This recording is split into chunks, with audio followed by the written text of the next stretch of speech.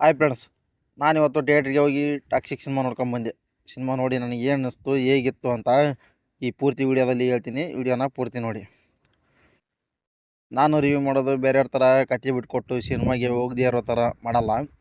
ಕತೆ ಗೊತ್ತಾದರೆ ನಿಮಗೆ ಸಿನಿಮಾಗೆ ಹೋಗಕ್ಕೆ ಸಹ ಇಂಟ್ರೆಸ್ಟ್ ಬರಲ್ಲ. ಹಂಗಾಗಿ ನಾನು ಕತೆ ಬಗ್ಗೆ ಏನೂ ಹೇಳಲ್ಲ, ಸಿನಿಮಾ ಹೇಗಿತ್ತು ಅಂತ ಮಾತ್ರ ಹೇಳ್ತೀನಿ.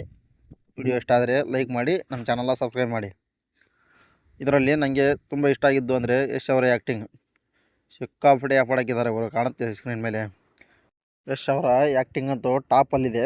ಮತ್ತು ಈ ಸಿನಿಮಾದ ಕ್ವಾಲಿಟಿ ಮತ್ತು ಬಜೆಟ್ ವಿಚಾರದಲ್ಲಿ ಸಿನಿಮಾ ಪ್ರೊಡ್ಯೂಸರ್ ಯಾವುದೇ ರೀತಿಯಲ್ಲಿ ಕಾಂಪ್ರಮೈಸ್ ಆಗಿಲ್ಲ ಅನ್ನೋದು ಸಿನಿಮಾ ನೋಡುವಾಗ ಕಾಣುತ್ತೆ.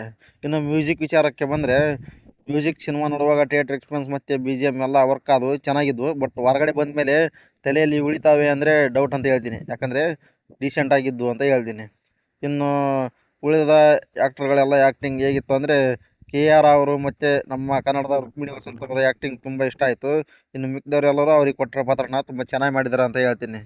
ಇನ್ನು ಈ ಸಿನಿಮಾದ ಆ್ಯಕ್ಷನ್ ವಿಚಾರಕ್ಕೆ ಬಂದರೆ, ಇದೊಂದು ಗ್ಯಾಂಗ್ಸ್ಟರ್ ಸಿನಿಮಾ ಅಂತ ಹೇಳಿದರು. ಬಟ್ ಯಾವುದೇ ರೀತಿಯಾಗಲಿ ನನಗೆ ಆ ರೇಂಜ್ಗೆ ಏನು ಆ್ಯಕ್ಷನ್ ಕಾಣಲಿಲ್ಲ. ಬಟ್ ಗನ್ನಿಲ್ಲಿ ಶೂಟ್ ಮಾಡ್ತಾರೆ ಅಷ್ಟೇ.